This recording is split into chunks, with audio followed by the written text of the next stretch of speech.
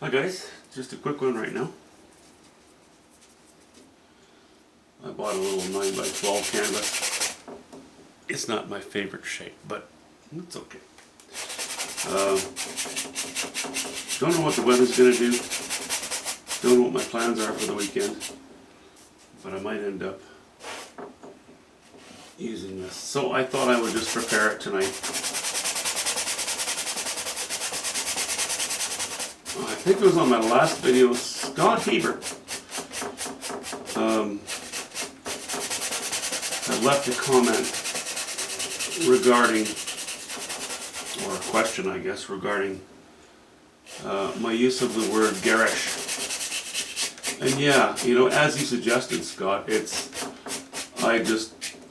to me, anything that is blatantly or overtly too sparkly, too intense, too showy, not too intense actually, that's not true, but too showy, it begins to look superficial and it looks amateur. Now, this is a very subjective opinion because it's my opinion. You know, you can have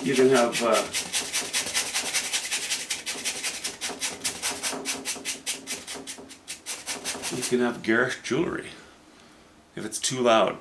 It has the appealing of, or the opinion of, or the appearance of too much self-importance.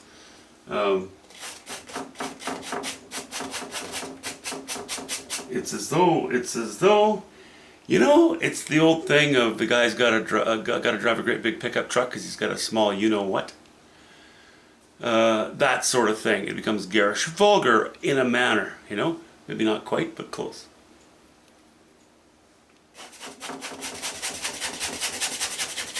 But regarding what I do, there are painters who manage colors in a more, what I would call garish way, but also very successfully, like beautifully actually. I choose not to do that so much. That being said, if I go out in nature and paint a study, I will usually exaggerate my colors quite a bit. And it can become garish, but I don't see it quite so much as garish because I don't finish small paintings. I do studies when they're small. That's what I call them. And in that case, I exaggerate all kinds of things on them to make them pop. Not that something popping is always the most important part, but I want that little surface, that little object, to go, look at me. At least to draw some attention to itself. But I still need to add some more mature strokes to it to tone down the garishness of color. Now, I only really have 2 colors on my usual palette that I can have an issue with. One is phthalo blue, the other one is, well, any of the cad reds actually. They always need something to moderate them, to tone them down a little bit, if you're going to use them in any large quantity.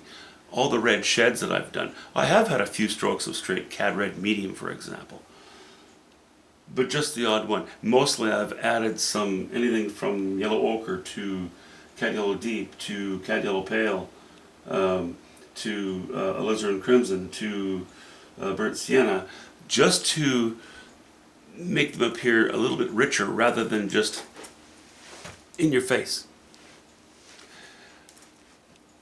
It matures them a little bit. It helps to take away that quality of that brashness, you know.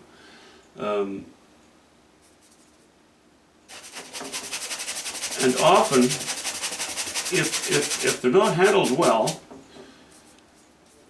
certain colors, yeah, they can appear crass because they're just too loud, too obtuse. Unless you modify them, and that's a result of practice, toning things down, mixing other colors into them. So really, you know, if I have an entirely blue painting or a big blue sky, I'll always use a little bit of phthalo blue to identify my most intense blues in that sky. Obviously, if I were to do a painting of some roses or a red cabin, I will use straight cad red medium or cad red light. But just a few strokes. It's always very sparing, because so quickly when you put too much of it in there,